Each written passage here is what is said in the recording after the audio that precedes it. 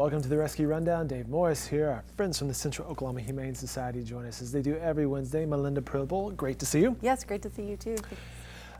We appreciate you stopping in, and every week we highlight the dogs and cats, the Central Oklahoma Humane Society, and the work that you guys do for them. This week we're going to focus on the other side of the hero story there, the volunteers. It is National Volunteer Week, and they make a huge difference in your world. Absolutely. They are really kind of the behind-the-scenes unsung heroes on a daily basis for us. So we have, in 2016, over 11,000 volunteer hours. That's amazing. From people just giving their time, and yeah, it is really remarkable because we would not be able to do what we do without them. It takes a lot of work to take care of the dogs and cats of this world, and we are joined by this little lady. Who do we have here this week? Yes, this adorable young lady is named Rose. She is a Border Collie mix. She's about a year old, and she is as soft as a teddy bear.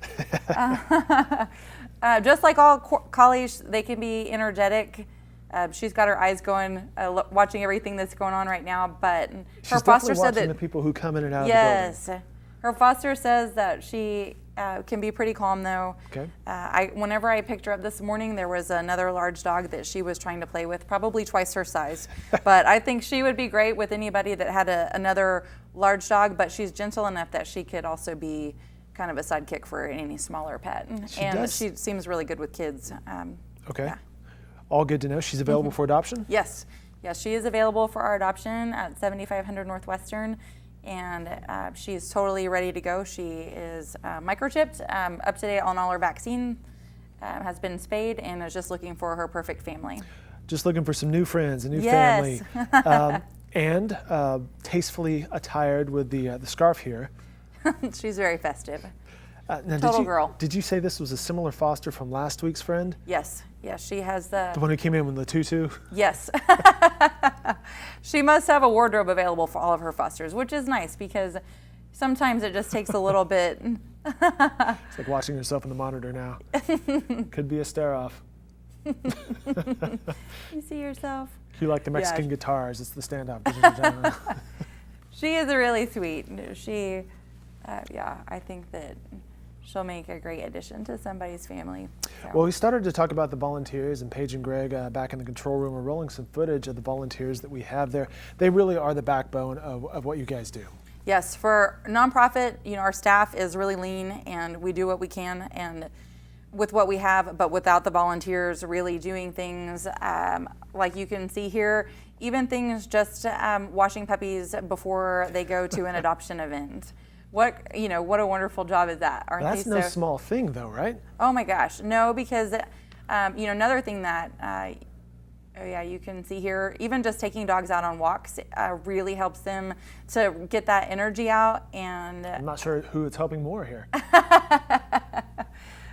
Which is the wonderful. Other side of things. If you like dogs and cats, this is a good chance to spend some time with them, and perhaps if you have a lifestyle that you're not able to house a dog or cat, you can get your fix this way. Oh yes, yes. If you need a puppy fix, we are your place. Kittens, if you want to walk an older dog, get some exercise, it really just does wonders for them in their whenever they do go back in their kennel and people are looking at them for adoption. Just their behavior and demeanor changes so much whenever they get that human interaction, that exercise outlet that really our volunteers provide.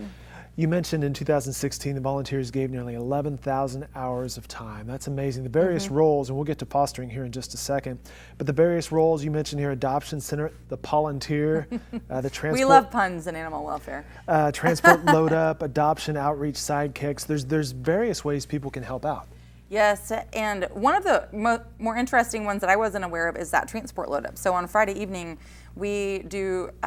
We load up a van of about 40 dogs, and every week we take them to a different city. So we have a recurring schedule where we're taking dogs, but it's a lot of work to just get them out of our facility in the right place, make sure that they're clean and put away. And whenever I got to do that, it was such a rewarding experience because every face that you see, is going to go to one of these cities that really they don't even have enough pets available for adoption. And that's the point of this. On a Friday night, perhaps they're going up to Minnesota. Yes. But Minnesota might have a lack of dog or maybe even specific breed of dog inventory, right? Yes. So we really do our best to try and match the needs of that city. So we do different dogs for, like you said, Minneapolis. We go to Milwaukee, Chicago.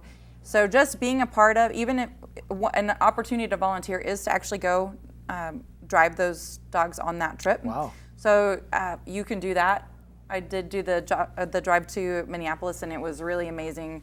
But if you can't do that, you would have to give a whole weekend.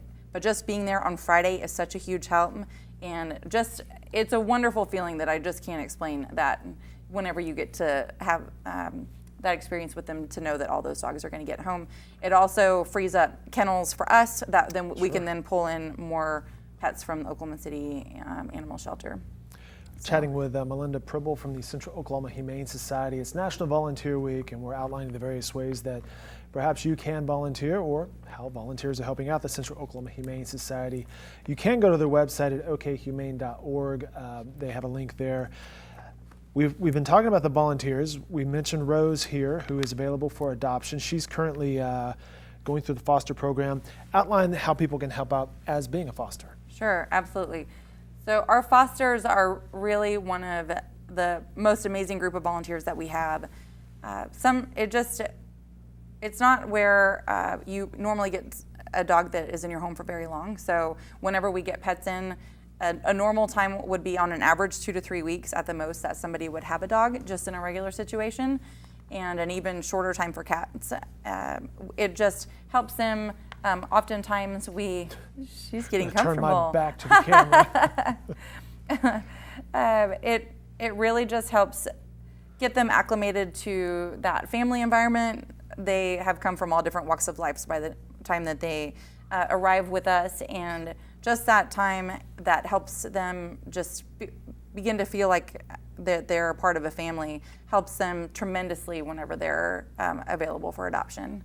So, and the nice thing about that is that even though we don't have a facility that an adoption facility that's pets stay overnight. So the nice thing about adoption is it's basically like doggy daycare. So whenever they are available for adoption, you just drop your pet off there in the morning, or for your dog, you drop them off in the morning and then pick them up if they're not adopted by 6:30 or 7. Take them home, give them that nice place to sleep. So. Oftentimes that really works out for people that are gone during the day and don't want to necessarily leave a dog that they're not familiar with in their home.